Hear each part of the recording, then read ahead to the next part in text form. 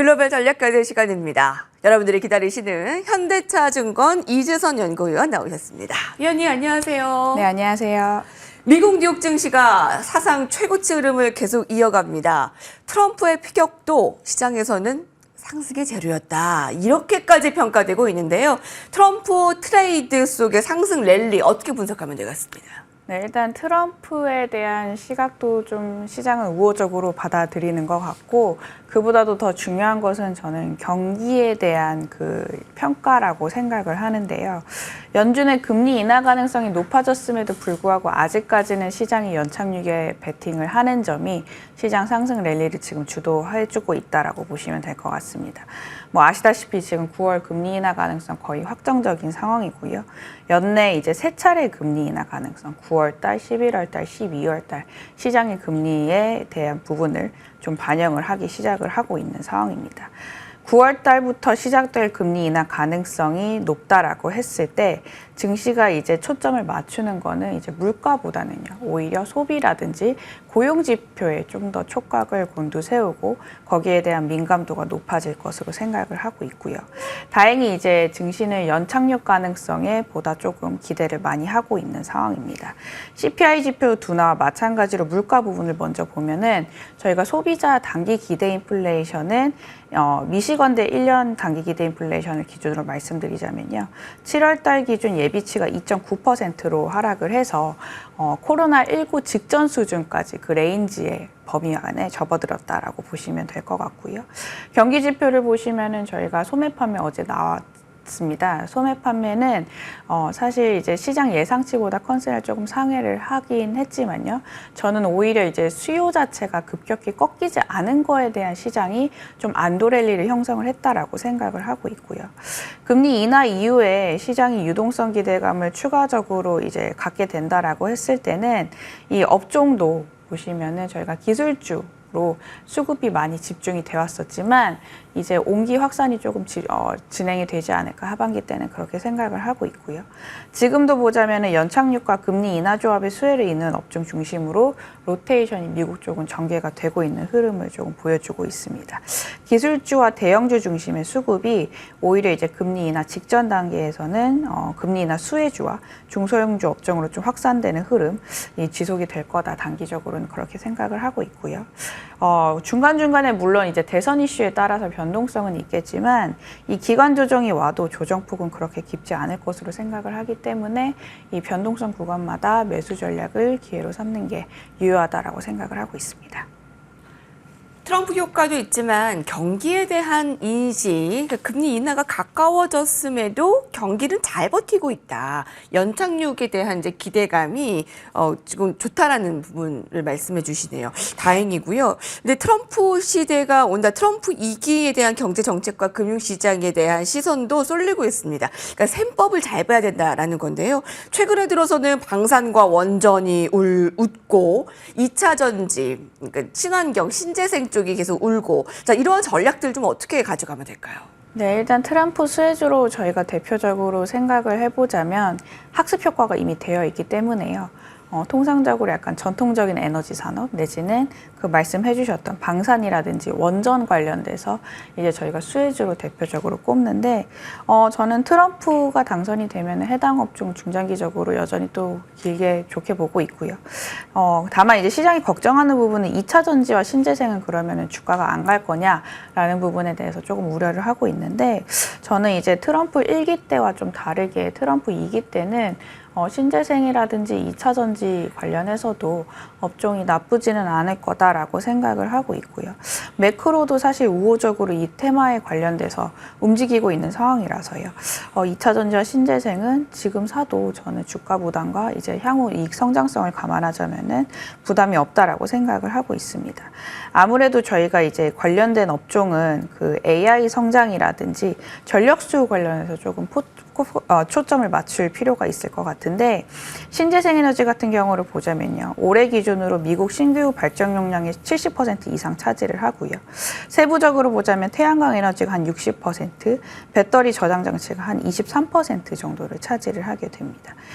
근데 이제 시장 참가자들이 뭘 우려를 하고 있냐라고 봤을 때 말씀을 해주셨던 트럼프와 이제 금리에 대한 리스크를 조금 많이 우려를 하고 있는 상황인데요. 그러나 이제 트럼프 같은 경우를 보자면요. 그 공화당의 표밭이 신재생 에너지 발전 확대의 수혜를 얻고 있는 그 주가 대부분입니다. 그래서 관련 산업에 제동을 걸기에는 좀 많이 부담이 되고 있다라고 보시면 될 것 같고요. 실제로 저희가 IRA 프로젝트가 진행되고 있는 지역군을 보자면은 이 중서부 지방에 많이 대부분 위치를 해주고 있고요. 이 지역 내 지지율 같은 경우를 보자면은 공화당에 있어서의 저희가 표가 한 60%에서 70% 민주당 대비 높습니다. 그래서 해당 지역들이 지금 실제로도 풍력 에너지 발전에 유리한 이점을 보유를 하고 있고 고용도 그쪽으로 많이 쏠리고 있는 상황이고요. 태양 에너지 발전량 증가도 증가 중인 상황이라서 뭐 가령 예를 들자면요. 텍사스 같은 경우는 올해 이제 그 미국의 대표적인 친환경주인 캘리포니아 태양광 발전량을 추월을 한 바가 있습니다. 텍사스 같은 경우도 보자면요. 그 공화당의 그 핵심 표밭이기 때문에 트럼프가 사실 이거를 단기간에 다 엎을 수는 없다라고 보시면 될 것 같고요. 또 이제 저희가 재정정책 기준으로 봤을 때는 바이든이 됐던 트럼프가 됐던 이 표심을 겨냥한 포퓰리즘 정책이 지속될 가능성이 높습니다. 그래서 이제 2차 전지라든지 사실 신재생 에너지에 대해서 제동을 크게 걸 가능성은 여전히 제한적이고 AI 산업의 지속성이 뭐 향후 한 2, 3년간 지속이 된다. 성장에 있어서 기회를 찾자라고 감안했을 때는요. 결국에는 이제 그 수혜주로서 저희가 전력이라든지 지금까지 봐왔던 이제 신재생 테마를 움직일 수 있는 이제 동력이 과거 2017년, 18년 대비 높기 때문에 사실 그렇게까지는 조정 압력이 크지는 않을 거다라고 생각을 하고 있습니다. 지금 시장이 트럼프 트레이딩과 금리 인하 이제 두 포인트를 압축해서 가지고 가는 것 같은데요. 방금 전에 나온 속보를 좀 전해드리겠습니다.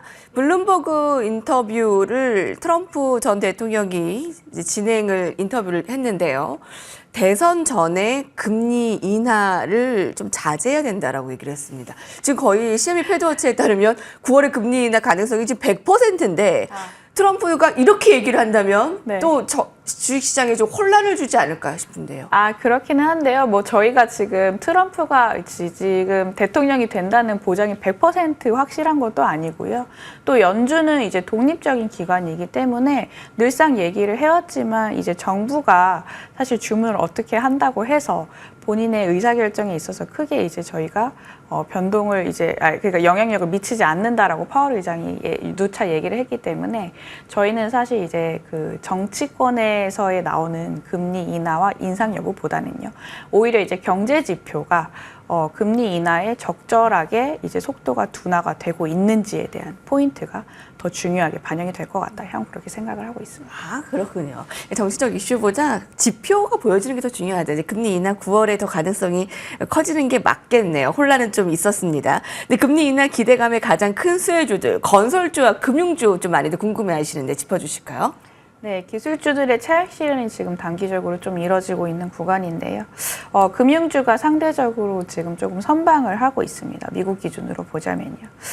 왜냐라고 봤을 때 핵심은 이제 대출 수요에 있어서 시장이 조금 긍정적인 포인트를 점차 찾기 시작을 했다라고 보시면 될 것 같고요. 미국 대형은행 같은 경우를 보자면요. 올해 들어서 대출 이자 수익보다 예금 이자 비용이 커지면서 수익성이 악화가 되었는데 이게 사실 통상적으로 움직이는 흐름과 좀 달랐습니다. 일반적으로 고금리 환경은 이 예대 마진을 키워서 은행에게 유리하지만 저희가 이제 스태그플레이션 우려를 좀 가능하게 하는 이제 속도가 굉장히 가팔랐던 이 고금리 사이클에서는요. 이번 사이클은 더욱더 두드러지는데 이 대출 수요가 사실 상대적으로 회복 속도가 굉장히 미미했다라고 보시면 될 것 같습니다.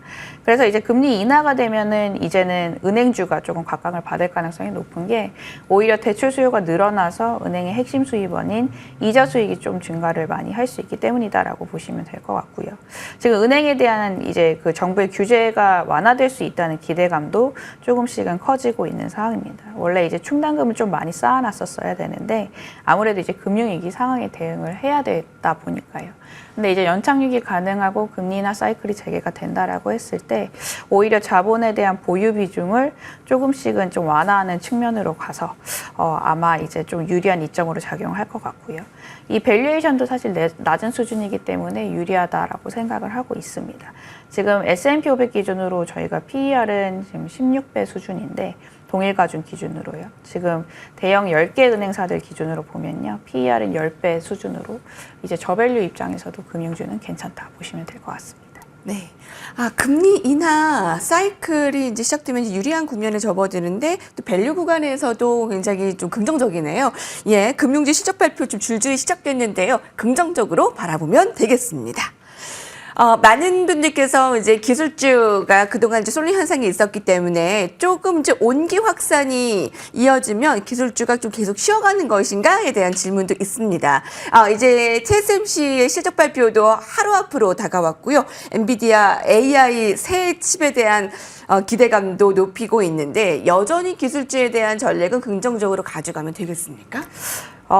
일단 저는 당장은 사실 기술주보다는요, 여타 업종의 순환매 가능성이 높기 때문에 실적 발표가 조금 호조세를, 그러니까 좋게 발표가 된다라고 해도 약간 움직임이 그렇게까지는 크지만은 않을 거다라고 생각을 하고 있습니다.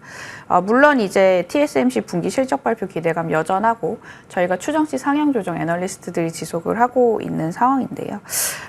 이제 뭐 긍정론자 같은 경우를 보자면 TSMC가 실적을 좋게 발표를 하면은 뭐 엔비디아 비롯해서 AI 테마가 좀 단기적으로 다시 강세를 보이지 않을까라고 보시는 분들도 있는데 저는 이제 이 상승 자체가 온전히 지금 그 이익에 대한 부분을 반영을 할 수 있는 매크로 환경이 기술주들에겐 아직까지는 조금 부족하다라고 생각을 하고 있고요.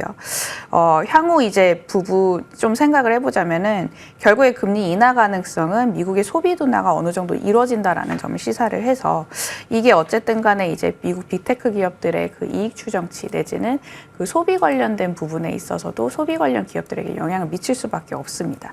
그래서 이익 추정치가 소매 판매 기울기랑 좀 유사하게 흘러갈 가능성이 높아서요. 밸류에이션 부담이 금리 인하 속도가 가파르지 않는다라는 가정하에서는 조금씩은 가중될 가능성이 높아서 기술주들은 이제 뭐 중장기적으로 저는 성장적 긍정적으로 보긴 하지만 여름 중에는 아무래도 이제 온전히 주가가 다른 업종들 대비해서 상승 탄력도가 이 상반기 대비해서는 그렇게 강하지는 않을 거다라고 생각을 하고 있습니다. 단기적으로 봤을 때는 기술주의 다른 그 순환매가 조금 더 빠르게 나타날 것이다라고 봐서 상반기보다는 조금 약할 수도 있다는 점을 방점을 주셨네요. 자, 이번에 이제 화장품주 여쭤보도록 하겠습니다. 이제 아마존의 프라임데이 이제 모멘텀이 좀 되어줄까요? 신용증과 빚도 늘어나고 있는데 최근에 지지부진하지만 실적 기대감 어느 정도일까요?